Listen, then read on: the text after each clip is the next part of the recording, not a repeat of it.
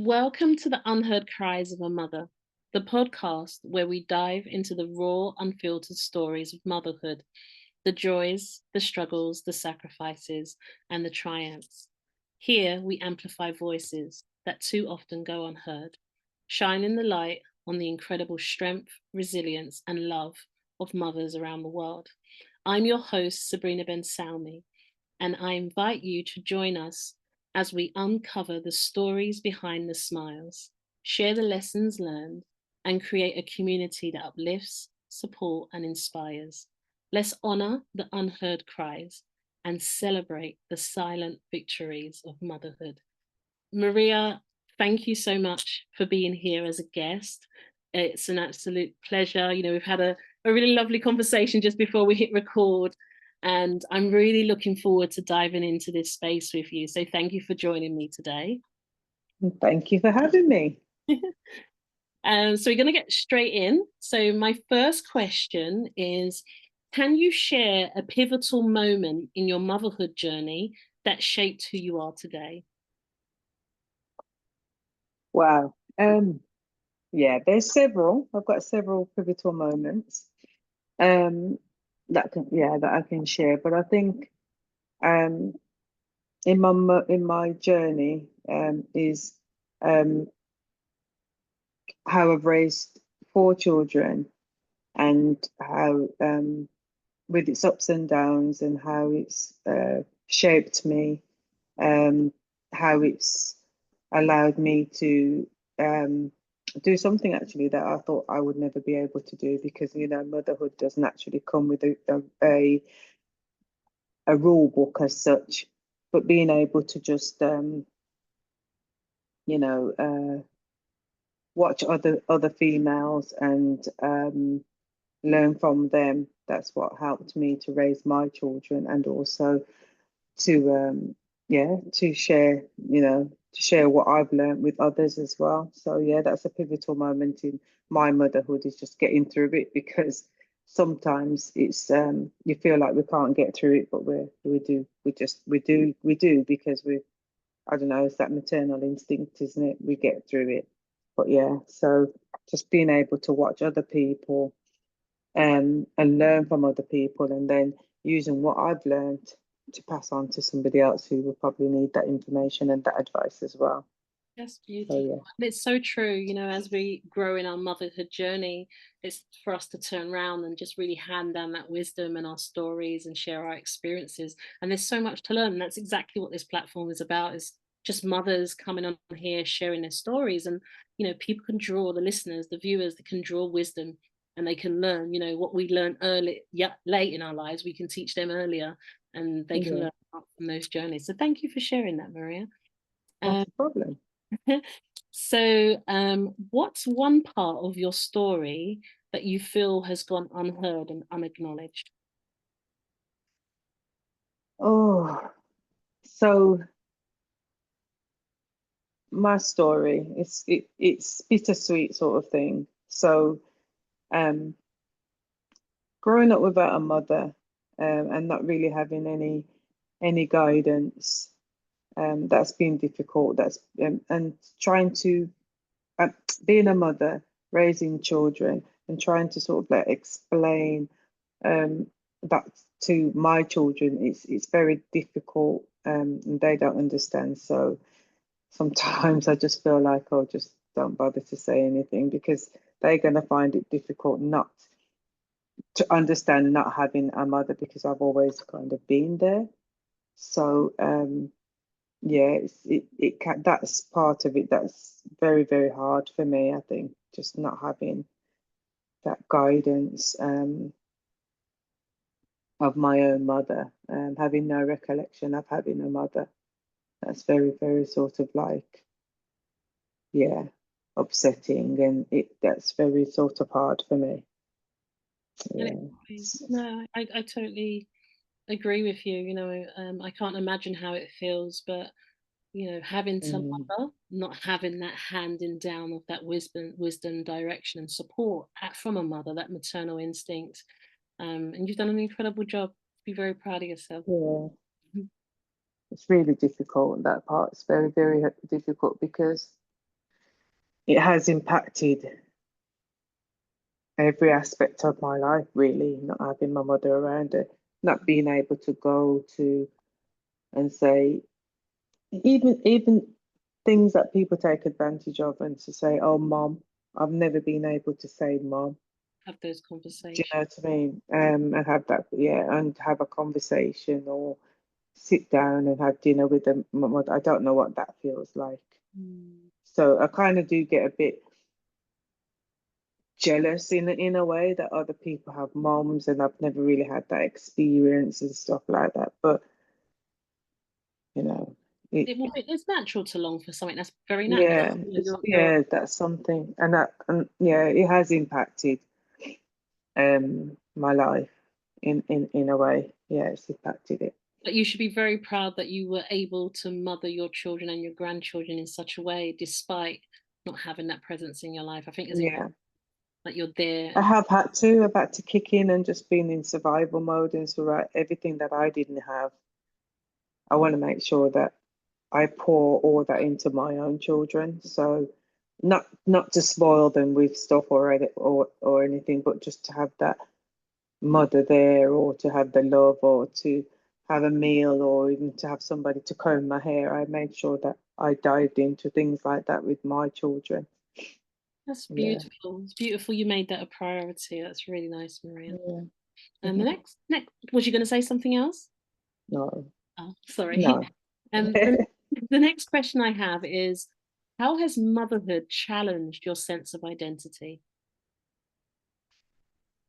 Oh, wow. Motherhood. Um, okay, so for motherhood for me, okay, even just to raise my own children, it wasn't just about just raising my own children. It was about being um the extended part of anybody's family. So like I've always been um open to anybody, any child really, anybody, because I know I kind of put myself in a situation where I know I can put myself on both sides. So I was that child without the mother. So um, I would like to be part of a village to help to, you know, if somebody needs that help in terms of, they're struggling with their child, that I can actually say, well, I can identify with them and just say to them, well, I understand that, but maybe we could approach it this way, or let me talk to that child. So I've always extended um, myself, because I have that experience of not having a mother and also the experience of being a mother. So I feel like it's a double-edged sword. I would be able to help um, other people, and I have done. I've helped other people, um, because sometimes with children, when their parent is saying something, they're not reciprocative with it, and they don't want to hear and stuff like that. But if somebody else says the exact same thing, it makes them think, oh, so my parent wasn't just speaking. So sometimes you just have to bring yourself down to, or up to somebody else's level, put yourself in their shoes, be a bit empathetic, try and listen, and not just talk to anybody. Uh, Listen, and that's the most important thing, is just listening, um, and not just hearing. Just listen and try and understand what that person is going through, because, like I said, some of the things that I've encountered, I wish that somebody else was there for me. So I always I can be a bit I can be empathetic to people, young people, or and just be that extended village, part of the village where you feel like you can actually come and stuff. So I don't know if Yeah. that answers the question, but Oh, absolutely. You've got such a big yeah. heart. I remember all our conversations around how you love helping kids and children and young people. And, like you said, you've had a lived experience and you want to be. Yeah.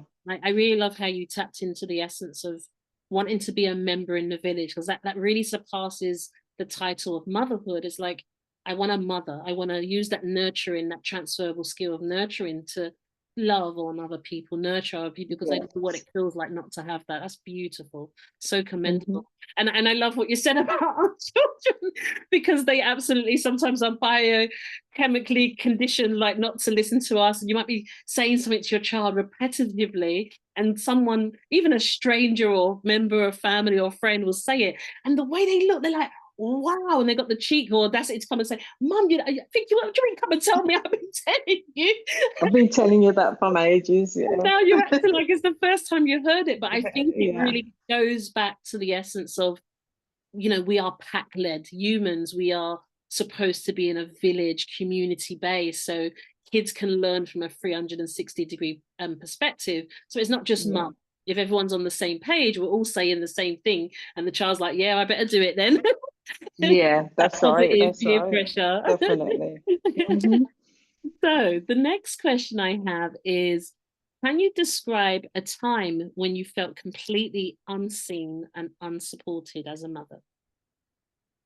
Wow. Um,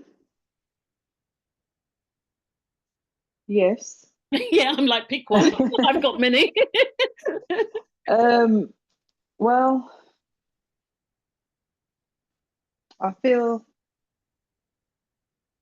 I suppose at the time when I had my children, I did feel like our older generation, the black females of our older generation would be, they would really look at us with scorn, as if you've done something really, really wrong, um, and stuff. I didn't get it at the time, and maybe it's because they figured that you should be out there in education and stuff like that. But I did feel like really unsupported as a mother, and there's been several times when I've just felt alone, um, and it's, to be honest, it's most of the time, um, it's from our older generation, because they stereotype you as a female, um, that you shouldn't be having children. So yes, I've been discredited as a mother, or probably unseen as a mother, and also with the fathers. Or I don't know. Sometimes I just feel like, as a mother, raising, especially raising boys, that you're discredited and you're unseen as a good mother, because you're raising boys, and then statistically, or um, the literature actually says that black women cannot raise black sons, or mothers can't raise boys. So yeah, I have felt discredited like that, and blamed as well, um, as a mother. But yeah, so it. I suppose you're attacked from all angles. Your older generation, the fathers, and stuff like that. Especially if the fathers are absent and anything goes wrong in the household, you are actually blamed. So yeah, you feel discredited as a mother, and yeah, unseen as a good mother, basically. No, it's a common theme, Maria, what you're saying, that pain of when things go wrong, the mother's blamed. Hmm. Relationship falls apart, the mother's blamed. The marriage didn't work out, the mother's blamed. Um, Yeah.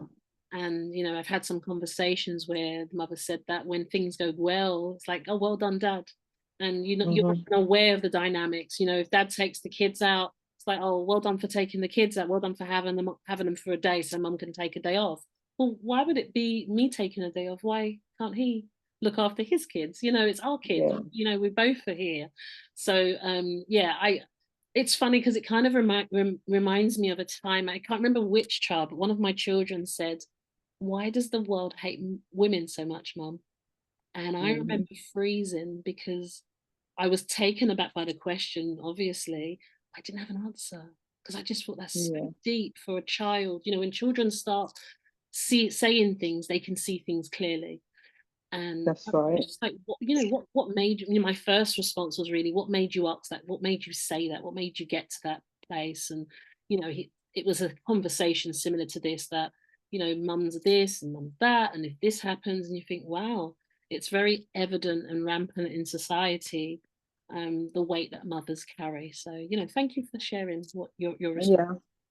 So, my next question is, what has been the most rewarding aspect of motherhood for you? Raising the kids and to a point where they don't really sort of like have to depend on me too much. And um, I think because my children were sort of like in steps, so they were very close in age, it just seemed like it was really, really long for them to grow up and stuff. So eventually, when they started to be a little bit more independent, I felt a little bit more of my shoulders going down and a bit more that I can breathe. Um, yeah, so it's really just sort of like raising them, what we would say, past the worst. That was sort of like a relief for me as a mother. It was a relief to see that, yes, and just to kind of look back and say, well, they are actually a product of me, and say, yes, they've, it's a job well done, with its ups and downs. But yeah, just to get through, honestly, just to get through because my kids were so close in age.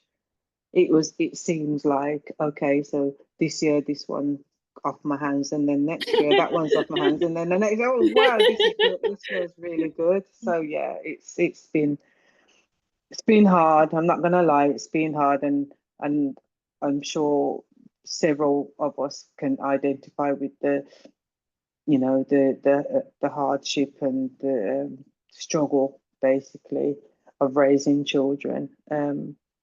But yeah, it's just them being just getting independent was just really, really one of the things that I really looked forward to.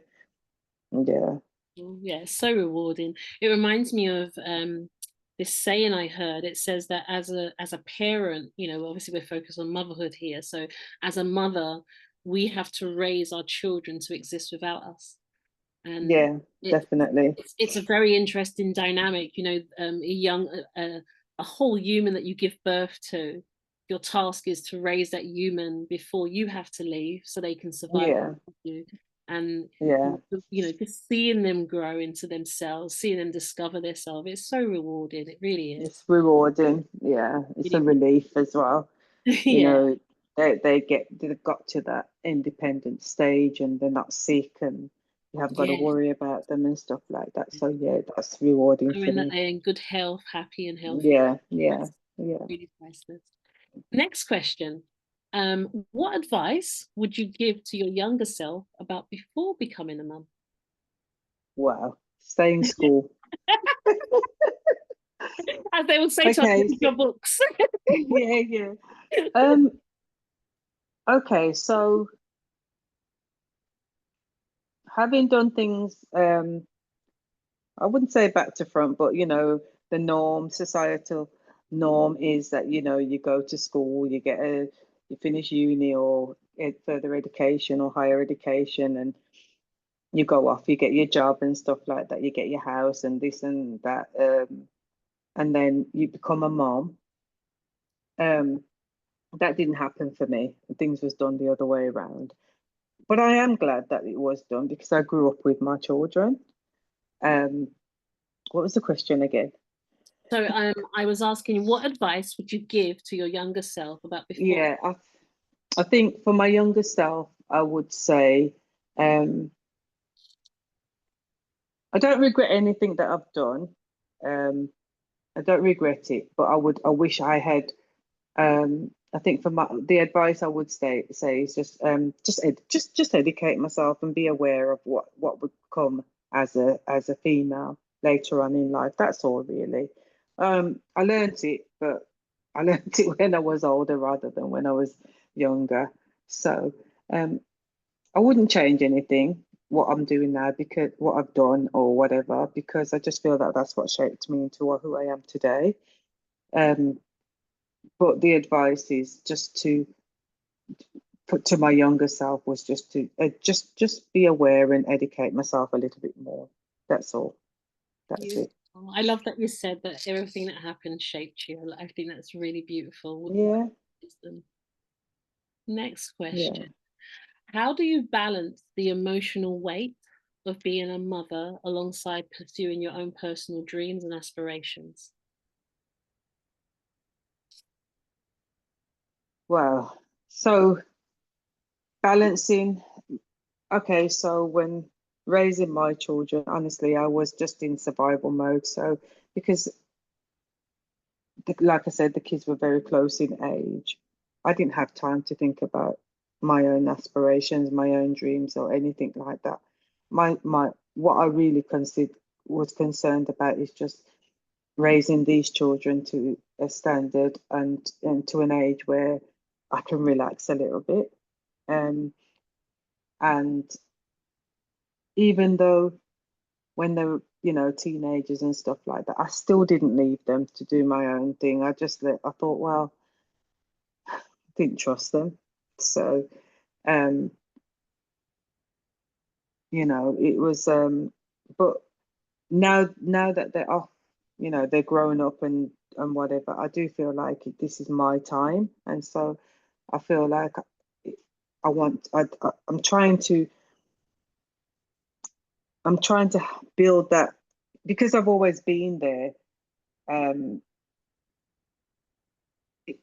I kind of put myself on the back burner. So now I'm realizing, no, I'm getting older and I do deserve some um to do something that I want to do. Um, so when they're all off my hands and everything, as adults, I did do one of the things that I wanted to do, and there was three things that I always wanted to do. One was to finish my education, one was to own my own home, and one was to own my own car. And thank God I can say I've achieved all three. So I started first with owning my own car. I looked out the window. Oh, that's mine. I don't owe anybody for it. The second one was at a mature age. I went to university and I completed my university degree um, as a mature student. And the third thing was I paid my mortgage off in 6 years before the time. So yes, um, I that's my three achievements that I wanted to achieve, I'm and I've so done glad them. you shared that. That is amazing. Give you your roses. Amazing. Absolutely Mhm. commendable. The fact that you achieved all three of your goals while raising your children. That's beautiful. Absolutely Yeah, beautiful. Wow. And grandchildren. So yeah, incredible. and grandchildren. Yeah, That is really, I'm so glad you listed it. I think it's really important to highlight what you did for yourself. So, yeah. the next question is, can you share a lesson that you've learned from your own mother or a mother figure that shaped how you parent today? Honestly, um, because my mother was absent in my life. I had a stepmother, who was very good, but she died prematurely as well. Um, she was very good, and she took on all of us in our mother's absence. With she took us on with our father and stuff like that. Yeah, so she taught me a lot. She taught me how to cook. She was very sort of like she was very academic. So we all had to um she had a set of encyclopedias. So we had to study and stuff. So she actually did help to shape us. But like I said, unfortunately, she died prematurely as well.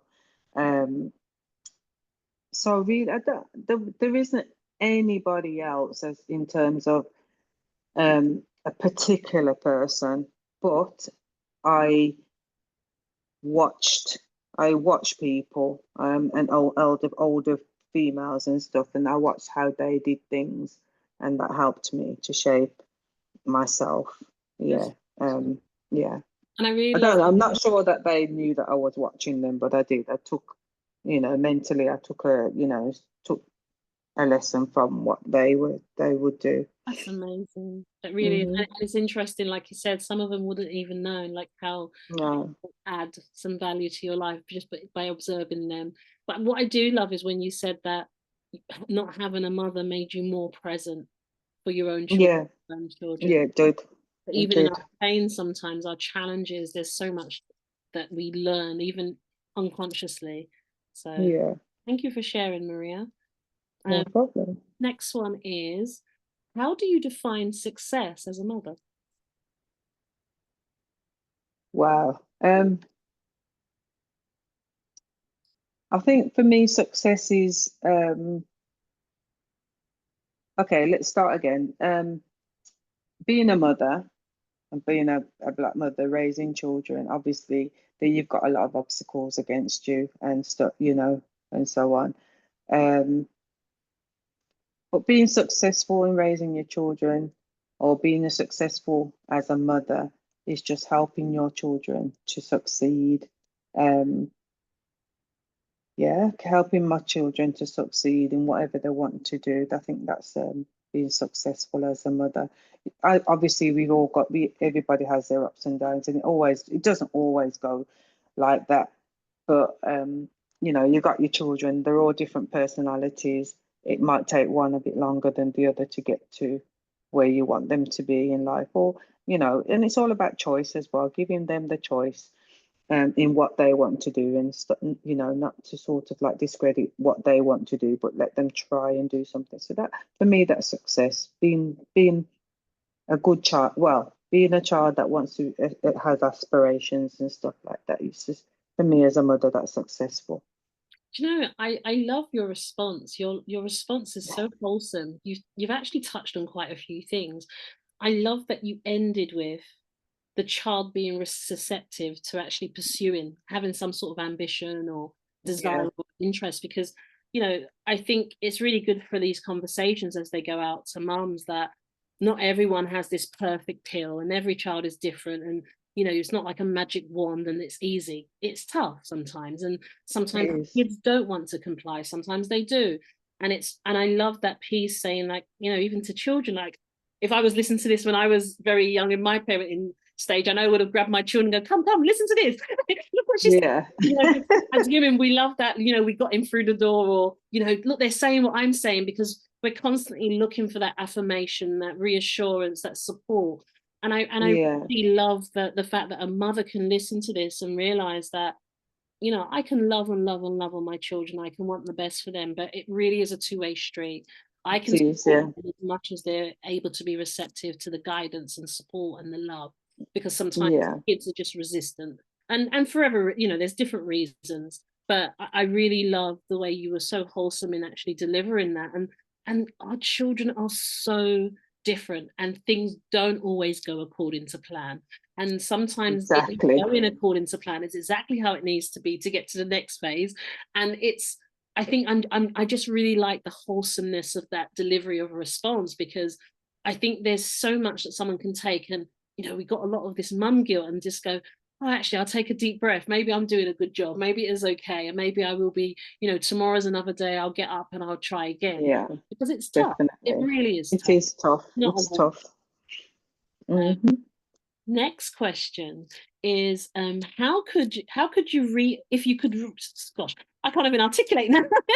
If you could rewrite any part of your motherhood journey, what would it be and why?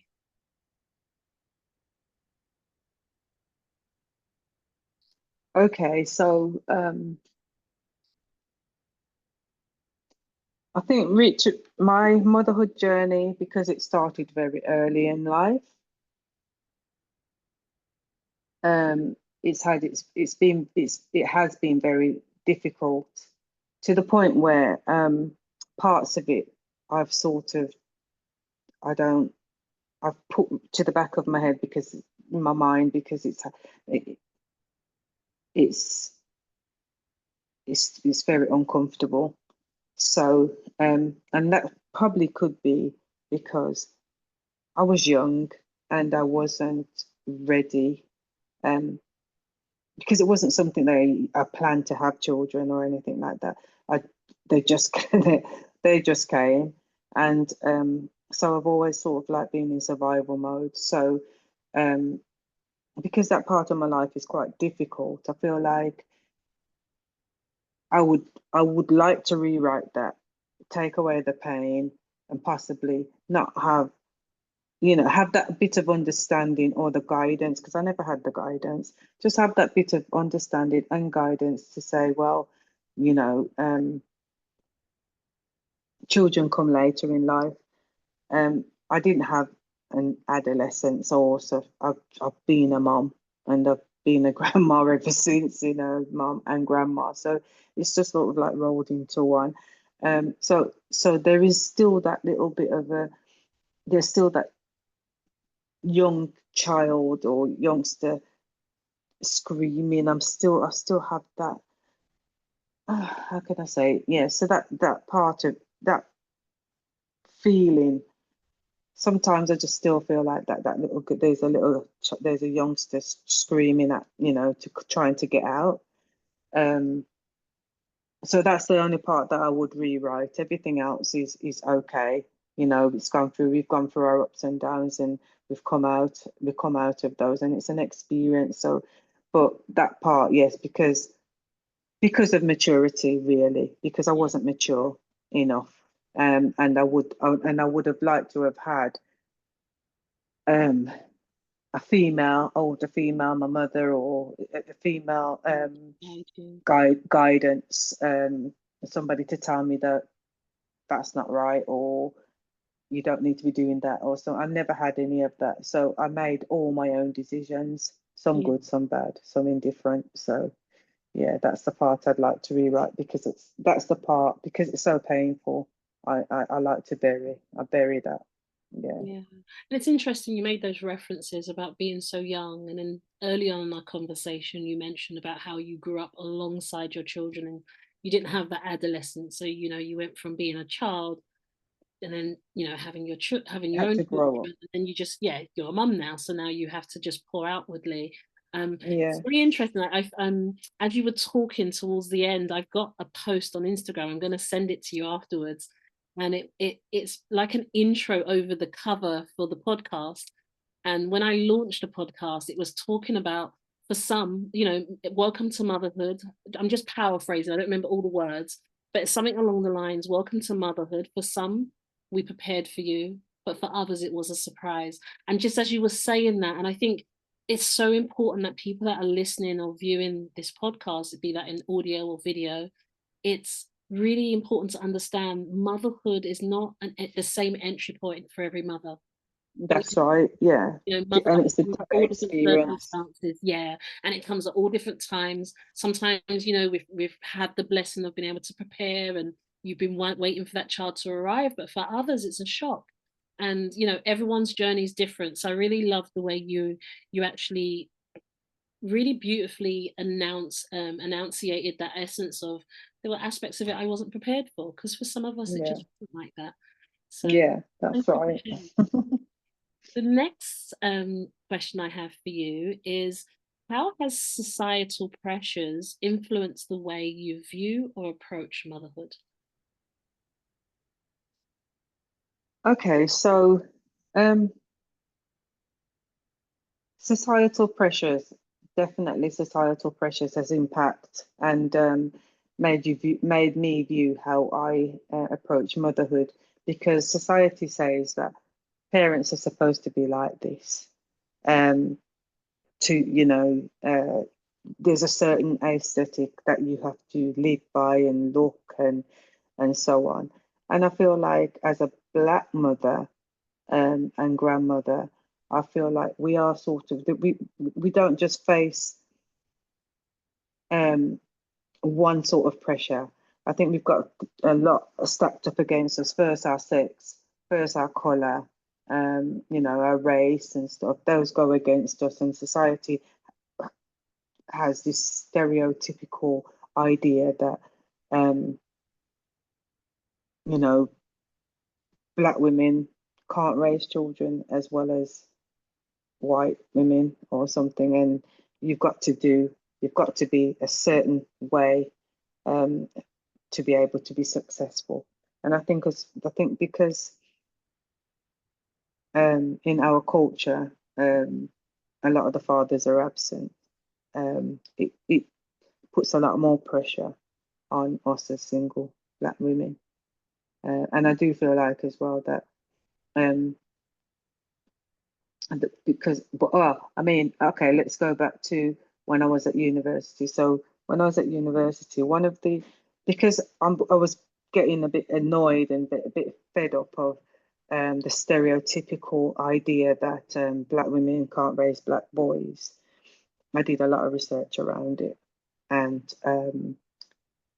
actually, uh, there is a lot of literature that talks about the negative experiences of Black women, but there's also a lot of positive um, literature out there that Black women do make a a phenomenal contribution to raising their, especially sons, um, and to be successful as well.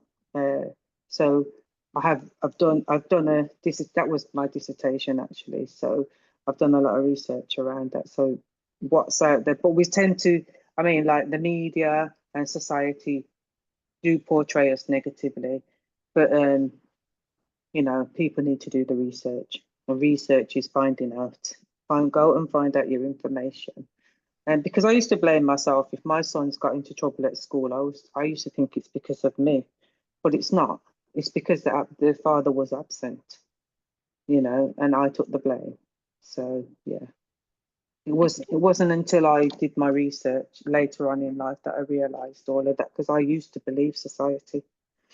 I think it's really nice that you were liberated from those belief systems as a result of Definitely. study. So that's really fascinating, really profound that happened for you. So my Yeah. next question is, what role has community played in your journey, whether it's been a source of strength or something that you struggled with? Okay, so my the biggest help or influences and stuff that have helped me was my church actually. Um, I at a time when I was really really sort of like you know at a stage in my life where really really sort of like dark days and stuff like that. When I did go into church, that was lifted, and then that's when I saw a community. That's when I saw the village. That's when um, I didn't realize that was actually out there at the time. I didn't realize that I just thought I would be um, judged for having children out of wedlock and all this and that, but they were very instrumental in my life and very supportive. So that was really really good.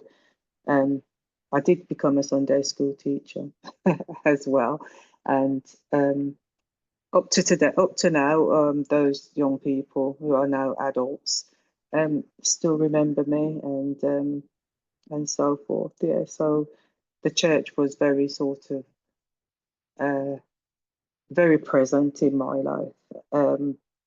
Raised once I was raising my children because they then became they were raised up in church as well. So yeah, You found your sense of community at church. That's wonderful. at church, yeah, Really wonderful. So definitely. the next question that I have is, how do you cope with the guilt and doubts that often come with motherhood?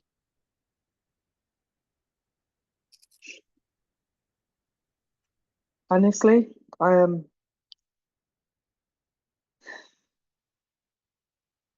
Sometimes I blame myself for the guilt, for feeling guilty, and because I do feel guilty sometimes. Um, but do you know what? I just the way I cope with things. To be honest, a lot of me, I try to discard things, and I try to put it behind me, which is not a good thing because it's just lying dormant and it's going to resurface. But I just talk to God and I just say to him, I don't have the answers. I don't understand certain things, but hopefully one day it will be manifested to me that I can understand the whys and the hows and the stuff like that. So, I just leave it to God. I just pray about it and leave it right there. That's what I do. Important to get. Because if I didn't,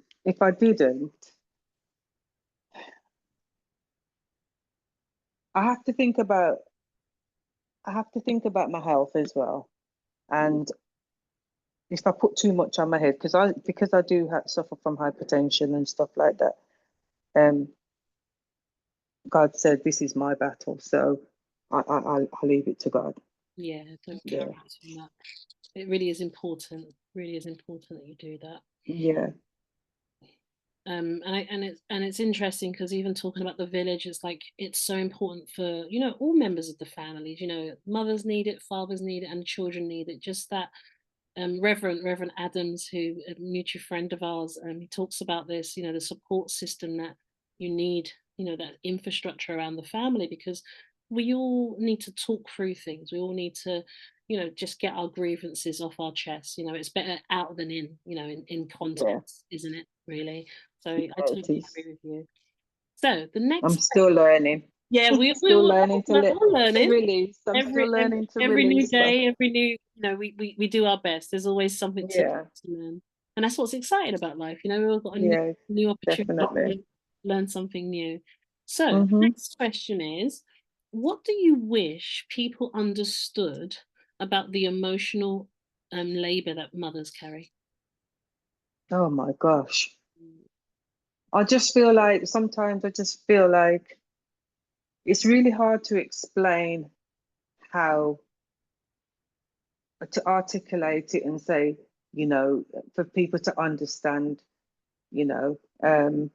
I think us as Black women, I think we all know what we go through, but I feel like for society to understand that, I think as well, we are actually deemed as these strong, um, you know, human beings and stuff, and we don't have these emotions, we don't have we can manage and we can get through and so on. I wish that,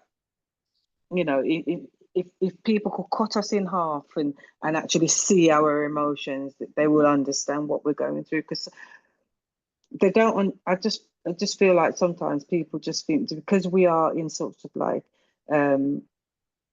we just get on with it, because we have to get on with it, that we don't feel no pain or any emotions or anything like that. But it's very difficult. Sometimes it's really hard, and you're trying to reach out to people, but they hear you, but they don't understand what's going on. They may hear you, but they're not listening, you know. And I would just wish that people could, if they could just, how do I articulate this? If they could just cut us and just see the words coming out, maybe they would understand that. But that just it's hard. It's hard because society, like I said, society has stereotyped us as females, as Black females as well too. So that's what they go by. That's the norm for people. It's really difficult to get across. Yeah, there's Hard, definitely a big emotional burden in motherhood, very much so. And definitely. there's that question, isn't it? Maria's strong for everyone, but who's the Maria that Maria goes to when she needs to be? Who exactly? Who do I go to? Yeah. Mm. So the next one is, what legacy do you hope to leave behind for your children? Well, I hope my children look at me as a strong entity, um, somebody who's um, independent, somebody who goes after what they want to, and anything that I put my mind to, I try to achieve it. 1 second. What's calling? Yeah, yeah. Sorry. So a legacy that I'd like to leave behind is that I wish I'm an achiever. I go I go get what I want. If I put my mind to something, I want to achieve it. Um, it's not all about having loads and loads of money to achieve what you want to achieve. It's how you spend your money. And that's something that I'm trying to tell my children. It's not about having the bulk of money. It's about how, well, as the Caribbean or the Jamaicans would say, is one cork or full basket. So you don't have to have everything one time. You just build it up. So my legacy would be to show that to my kids, you can do anything that you want to do. If you put your mind to it, you can achieve what you would like to achieve. Um, and just to be strong and don't labor, don't and always as well ask questions, um, and believe what you believe.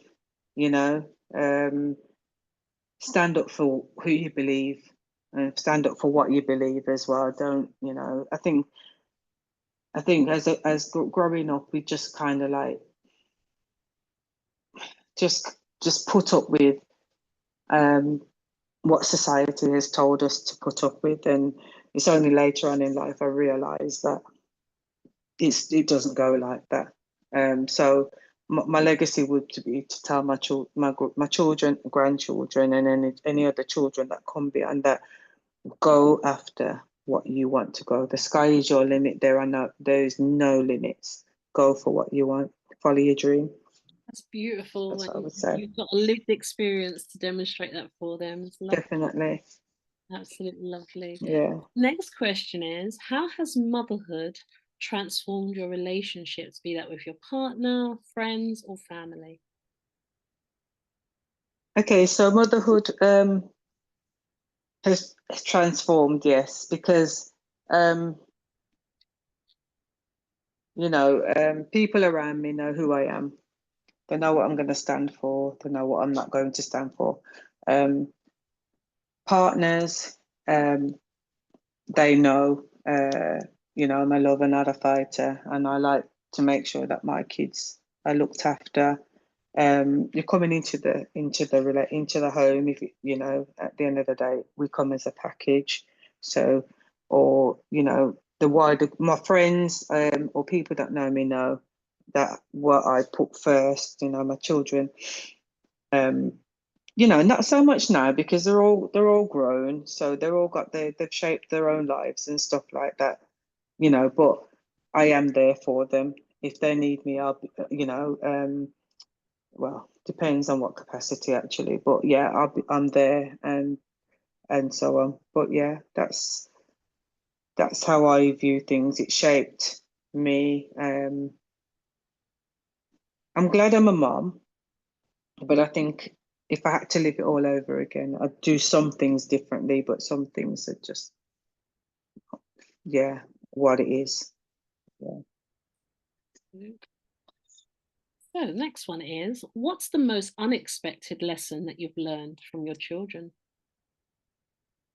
Oh my gosh. They're all different. They're all different. And, you know, um, they learn at different stages in their lives. So I think, um, when you have your first child, you want them to be like this and that and the other. But when the second one comes, you want that same thing, but then you realize that one's not like that one. So you have to sort of adapt your expectations, to how they learn as well. Yeah, so yeah, I think just treating them as an individual as well. Yeah, that would be treating them as individuals, and it's what I expect of them is not always what we can be wrong as well. We can Yes, be, as absolutely. parents, we're wrong, we can be wrong as well. So it's all about having that conversation with your child and finding out their interests and stuff like that, because they're all different. So then they're going to want different, the things at different times, and this one might not want that one. So yeah, it's just about treating them as an individual and getting to understand that, they are all um, siblings, or they are children, but it would be very boring actually if they were all the Yeah, same.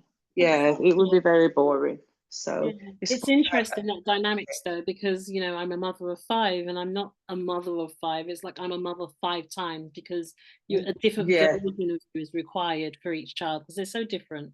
they're so different. So yeah, Nice, absolutely nice. children. So next one is if you could change one thing about how society views or supports mothers, what would it be? Um, I think probably society, just listening to us as parents, as mothers. Just listen to us, and then you can, get that experience. And I think they'd be very surprised actually with what we would have to say, and say, oh, okay, not everybody is the same. But yeah, society needs to change that rhetoric of how they view us. It's not fair because we're not what society says we are, because they have us with, all the um attitude. She's got an attitude.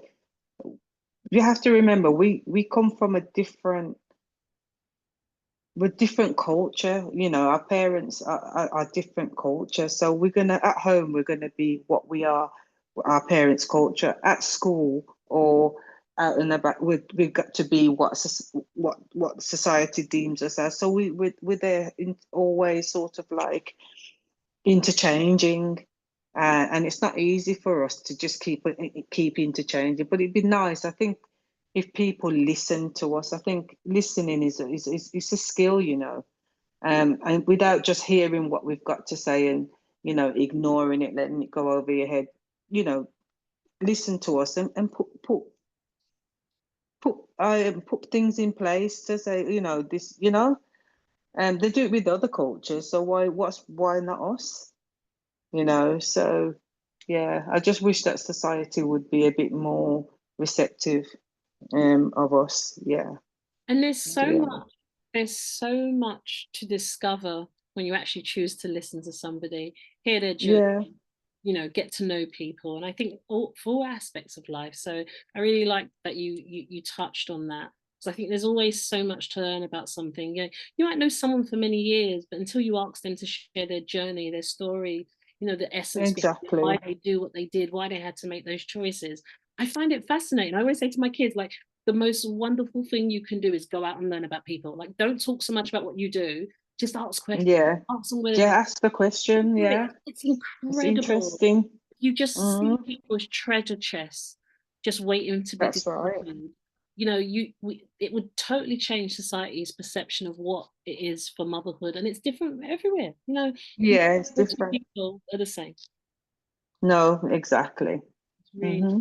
So my next question is, what's the most misunderstood part of your journey, your motherhood journey? Um, that I can't raise boys. Ah, That's the most misunderstood. Um, because okay, so I've got two boys, and I know that when they were at school, um, both different, both what one was one was always in trouble. Um, but I just feel like they just misunderstood him. They didn't listen to him. And I feel like because when you're at school, and that's on their record, or this one's this one, that one's that, they're not given a chance after that. They're stereotyped. That's their mark then. And um, even if he tried to sort of like show that he's a model student and everything, it was, once they've got that record against you, and oh, he's this and he's that, they're not going to believe you. So I think that's for me. It was hard. It has been difficult raising boys, but if I had knew then what I know now, I would have challenged it. It's just because I didn't know how to challenge it as a youngster. Yeah. And it's, I So think school territory is a very difficult one for many parents because, if you don't know yeah, about it, where do you start? Who do you speak to? What's the correct way of approaching? How far can you go? So you need that support. The village helps, and if you don't know, you don't know what you don't know. So you did your you best. just don't know. Yeah, that's right. Fair So enough. yeah. The next one is, how has motherhood changed your perspective on yourself, your goals, and life in general? Wow, that's a big one. I think motherhood has shaped me.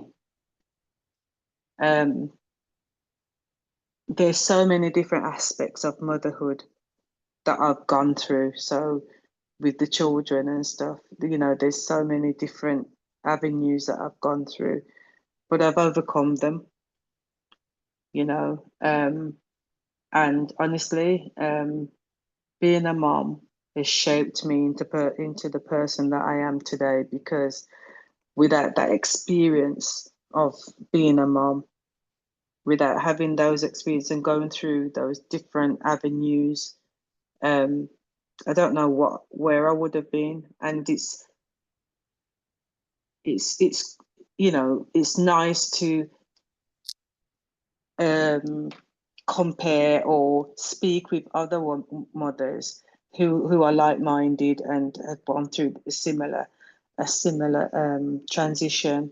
I think, yeah, motherhood has really shaped me.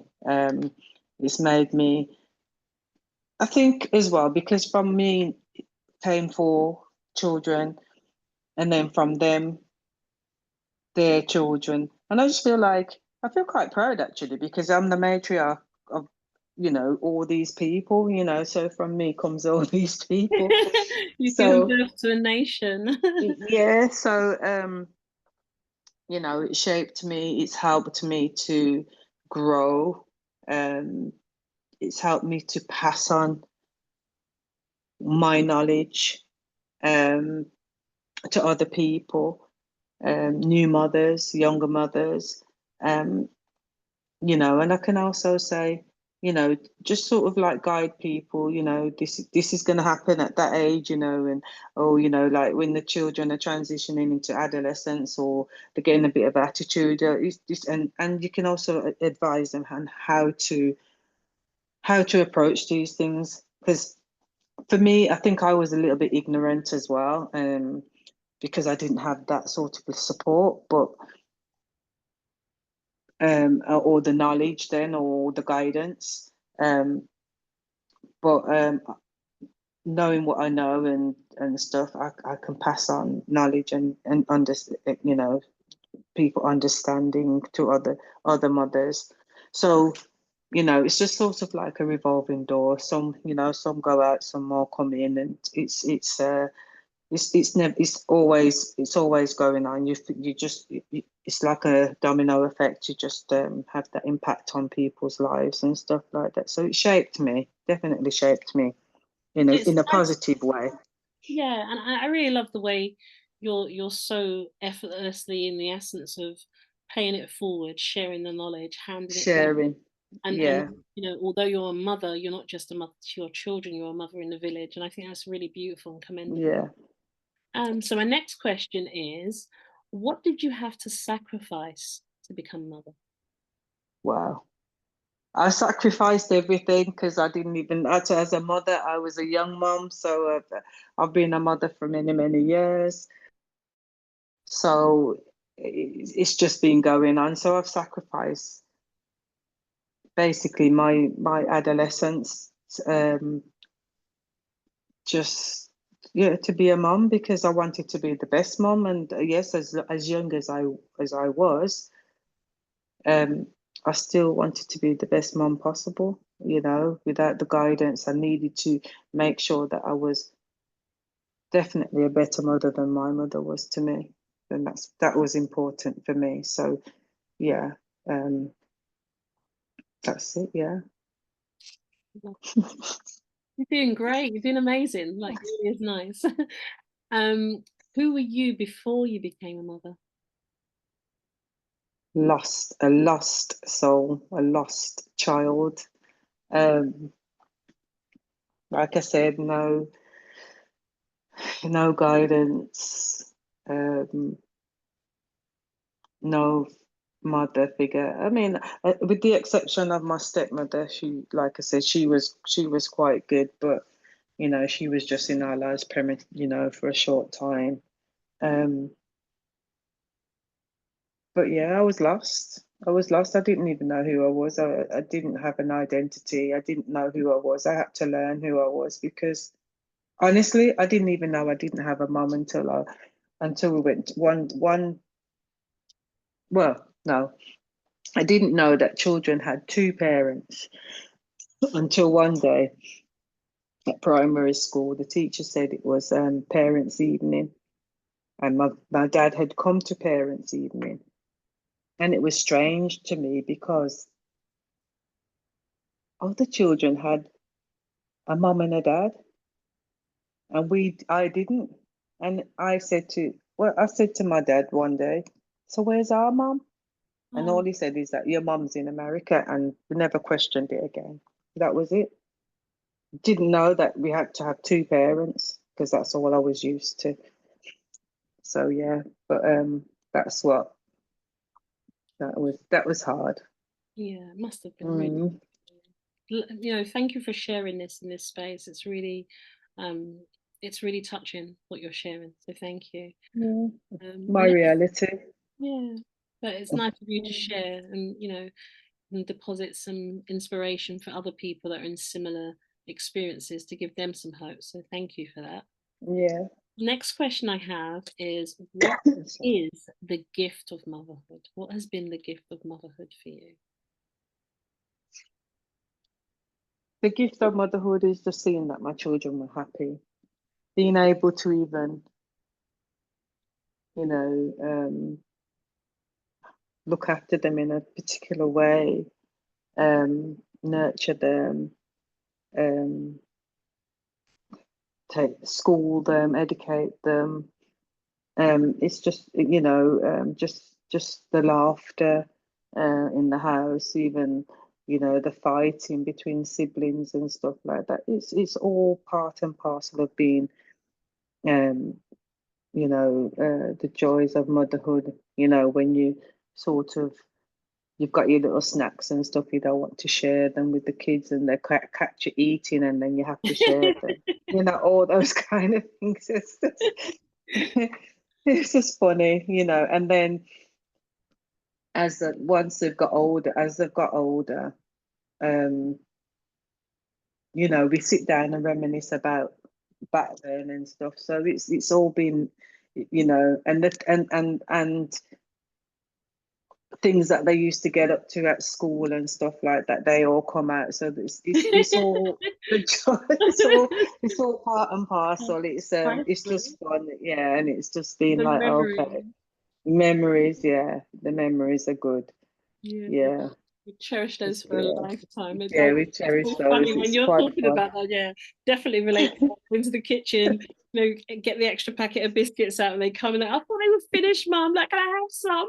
Or take them, Yeah, yeah, or you bring your bowl and everyone's dipping, and you try and put your hand back, and it's all gone. But it's those beautiful memories, yeah. and the like, Trying to hide the food. Oh, I exactly. It's remember. so funny. Yeah. Or they kind of watch you. That one child that watches you, if you're on a diet, they'll say, "But you're not supposed to be Yeah. eating that." Yeah. And like, I Those had are the the children joys of that would do it motherhood. publicly. With like some of my children would publicly say, "You're not supposed to be eating that," or they would ask me to spell these words, like 30 letters long. I've never even heard of these words. And they would ask me in Yeah. public. And they're like, what's wrong with you, Mum? Why can't you spell it? I said, I've never even heard of that one before. So I used to say, can you ask me that privately at home, please? You make Yeah, me it's the nervous. memories. So there's Yeah, beautiful memories, and riding memories. their bike the first time, and Yeah, yeah, their races, yeah, or them looking yeah, in the crowd, when they've got like their school play or something, and the minute yeah, yeah. they lock eyes with you, they just light up. Is priceless. Yeah, the memories are really good. Yeah, they're funny. They Oh, are thanks funny. for that. That's a really Yeah. beautiful thing to take me down memory lane. It's so funny. Oh, it's beautiful. So we got some light-hearted questions here. So the first Mhm. one is, if your children were to write a book about you, what would the title be? Oh my goodness.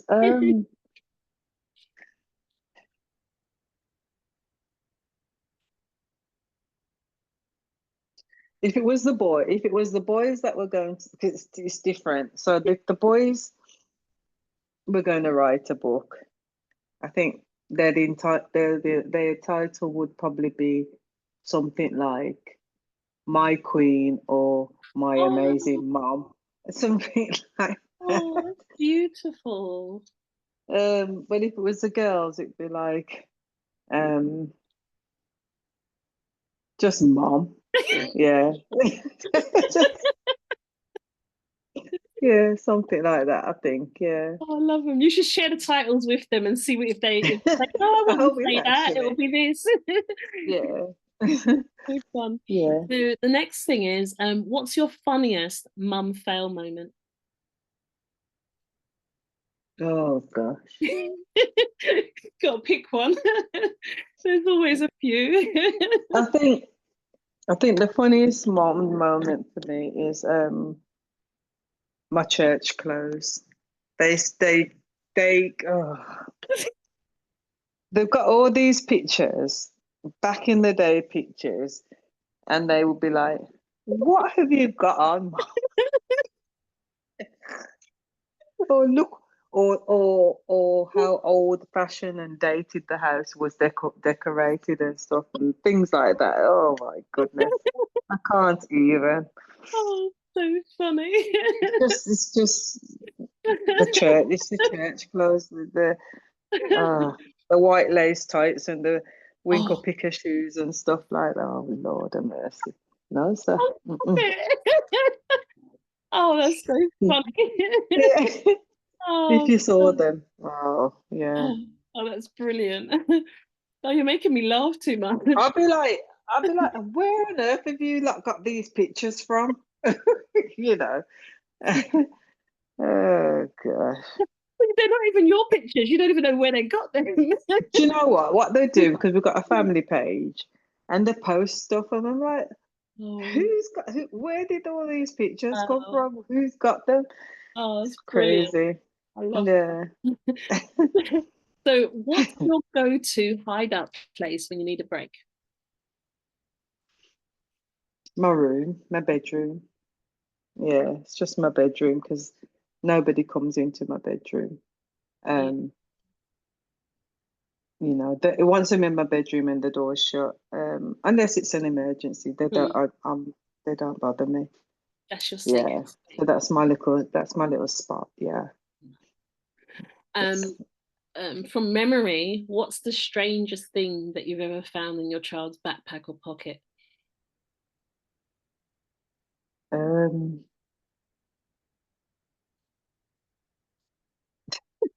can't say that on air.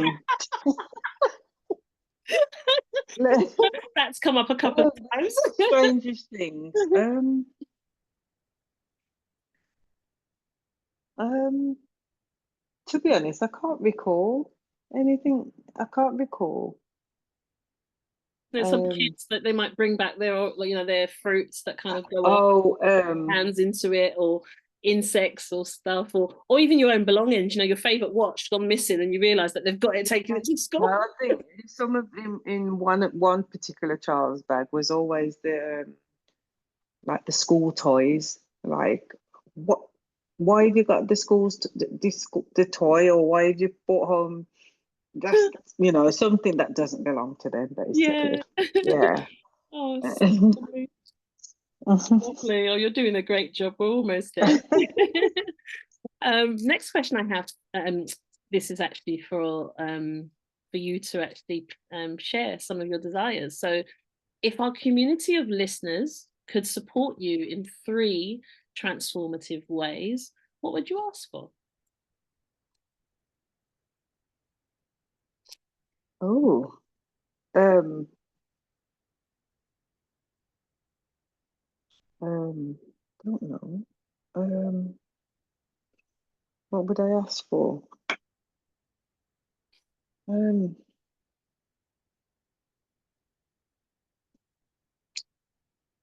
No, we're not going to uh, go ahead. We're going to find something. No, shaking your head. what We're would so I ask used to for? I'd giving. ask for It's some. time to Okay. receive. What would you like to receive as a mother?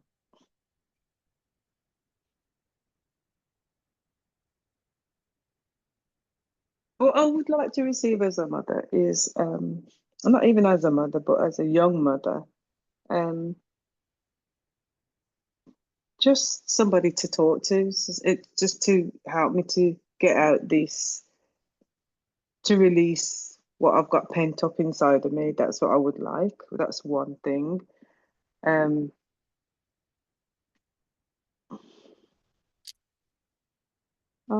3 things. That's just one.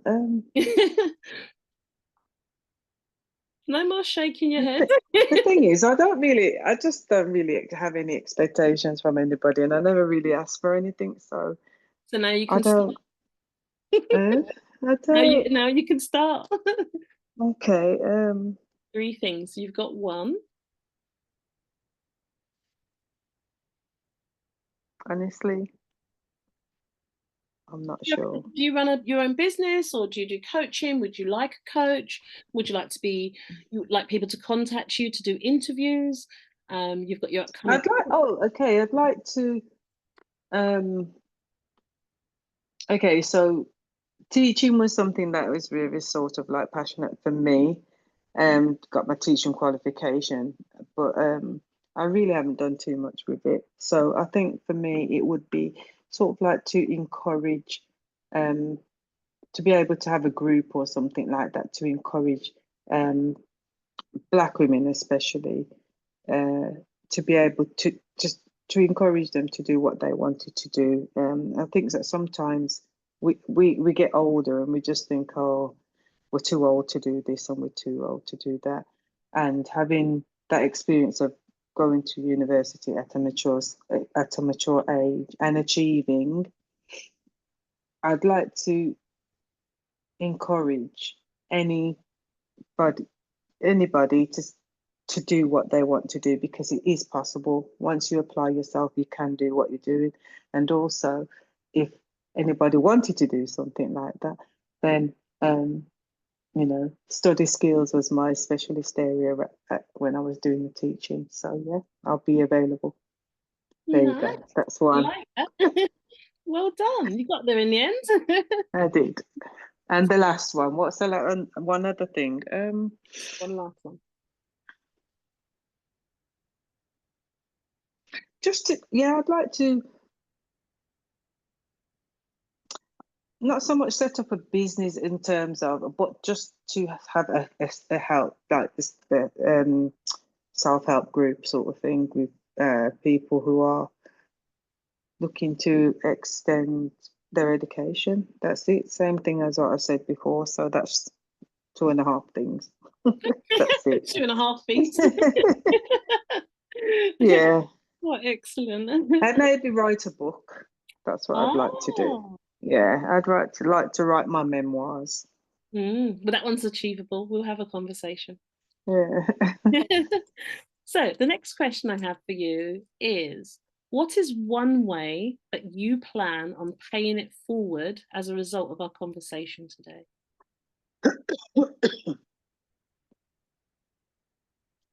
Paying it forward would be um, to sort of like I said, with a self-help group or a community group or something, for everybody to sort of like share their experiences, and then those experiences could be collated and passed on to somebody else. Because I do feel like everybody's story is important and needs to be told as well. And I do feel that that will impact somebody somewhere. You know, because sometimes people just need to hear from one person, or something that I've said, or something that you've said, or somebody else has said. Somebody else can resonate with that and pass it on. Yeah, so that I think that's important, always to share information and to share knowledge as well. Yeah, I think that's important, because we still, you know, sometimes I feel like as Black women, our stories are not being told, and if they don't, if we don't tell our stories, they'll just disappear and disintegrate, and then we ain't going to have anything to fall back on. So I think by paying it forward, it will keep our stories alive. Oh, well, thank you for sharing your story here. That's fine. Next one is, how do you hope sharing your story on the podcast will impact others? Well, I do hope it would impact others, because I do feel like um, we don't always share information, or we're afraid to share information, but because we'll probably be afraid of being judged, or anything negative, you know, it might have a negative impact or connotation or something like that. But I do feel that you know, that's important, and you know, hopefully this podcast isn't it's without judgment anyway, so people don't need to feel like they're going to be judged or anything like that, because it's a story that needs to be told, and somebody will you know, could get help from what's being told. So yeah, like I said, no judgment. Everybody has to have a past before they can have a future, and that's just it. So if our past, my past ain't squeaky clean, um, you know, but you learn from certain mistakes and certain things that you do. You learn from them. So, like I said, you have to have a past before you can have a future, and that's just it. Absolutely. So. So true. Next question is, what are you proud of yourself for? I'm proud of myself for um, being the best mom that I think I could be. And I'm not saying that I didn't make mistakes, because I have.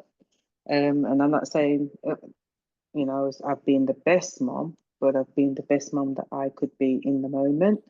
And I also feel that, you know, and just basically raising the children to a standard, you know, single-handedly. That's one of the things that I'm happy for, and all my achievements in life. That's what I'm happy for. That's what I'm proud of. Yay, give yourself your flowers. Yeah. Absolutely. Yeah. That's beautiful. So the next question is, what do you want to say sorry to yourself for? For not being educated, not having the knowledge, as the knowledge that I should have had or wanted to have, um, before I brought children into the world, basically, because I do feel like they've suffered a little bit because of my lack of knowledge. Yeah, I do feel that. Although you've said sorry, but what the next question is, what do you have to forgive yourself for? And kind of forgive and let go.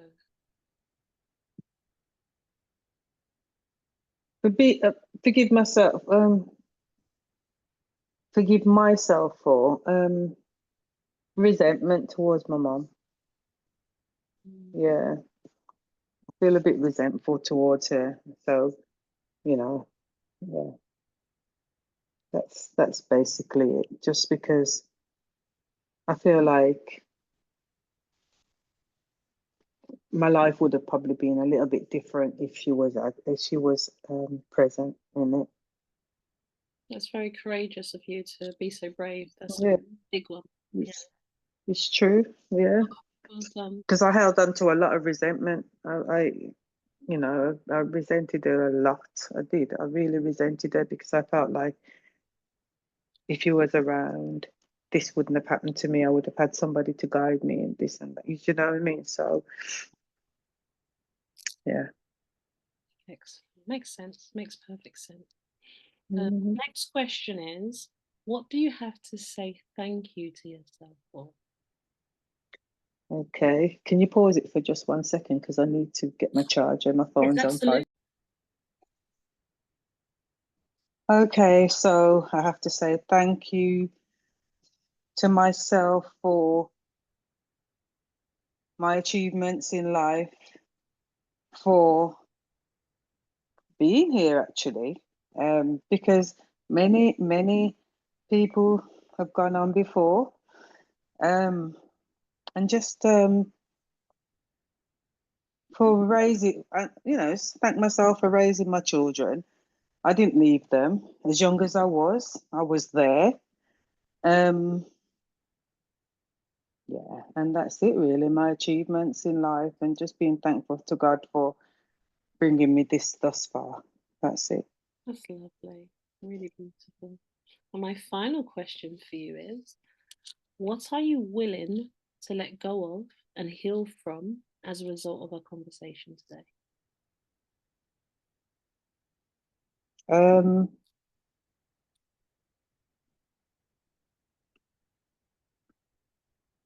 I think there's a lot of things that I need to um, heal from and let go of. Um,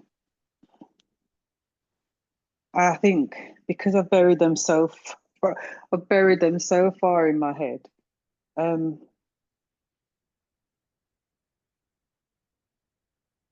it's difficult. I can't really pinpoint anything in particular, but it would have to be something that I have to, I suppose, seek probably some kind of therapy for, because I feel like if I unplug one, then there's a lot of emotions that's gonna come out. So um, I don't particularly want to pinpoint anything because honestly, when I speak about this, that part of my life, it's very difficult, and I get emotional. So um, As that long would as you have to know be that it's for something. you. Yeah, as long as you know. Yeah. I think, and then there is. I have had a conversation with somebody already about burying, you know, that are buried. Well, they bought it out of me and said that you are burying too much stuff and whatever. But I just feel safer burying it than letting it just bring it out. I think if I can get it out, get rid of it, and let it go away or fly away, then I'll be okay. You will be Yeah, okay. You've done an I think incredible, that's what I need to do. and you'll do it. You know, you're surrounded by people that love and support you, and you'll get there. Look where you are now, Yeah, and it's I know. this has been amazing. You know, I really want to thank you for meeting me in this space. Thank This you for having me. conversation. I just feel I've always wanted to find somebody to speak to about whatever on a female level, but I've never actually. Um, my friends know me, but there's Oh, only I know. certain. It's Yeah, contextual. do you know Every what I mean? relationship is Yeah, contextual. definitely. Yeah. So Thank yeah, you. it's nice to be able to be open and speak freely and um about and you know about whatever because my experience, like I said, my experience is a story and my story needs to be told. So um it's just the beginning, and I think from now I can maybe it might be easier now to speak about certain aspects, and I think I've been through a lot of trauma as well because yeah. Um, so yeah, from now on, I think this is a step. This is a Oh, yeah step forward. I'm so proud of you. It sounds like Ah, you thank know, you. turning over a new leaf for 2025 world. Yeah, It's definitely. beautiful. You should be proud of yourself. And like I said, thank you so much for meeting me in this space. Thank you for being so That's open, great. transparent, kind, and giving. I'm just going to speak to the listeners. I'm just going to be in closing now. Is there anything you wanted to say before we end the podcast? Is there a final message you wanted to leave with listeners?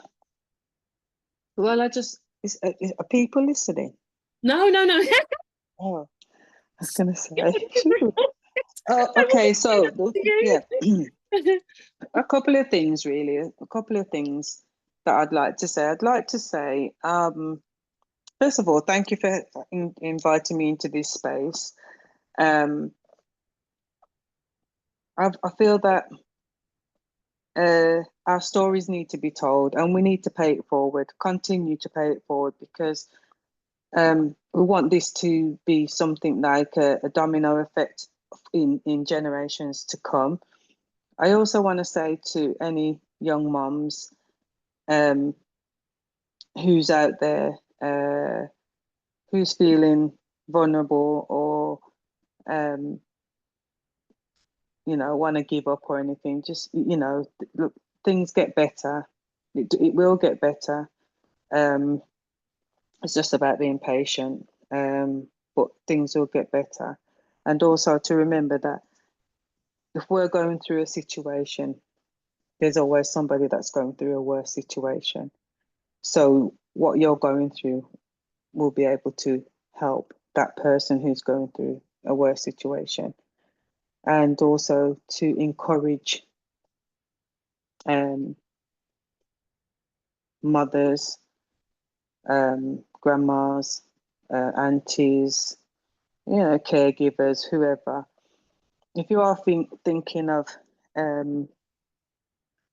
doing something sort of like to do with education or academics, it doesn't have to be on a university level. It could be a college level, it could be a night school or whatever.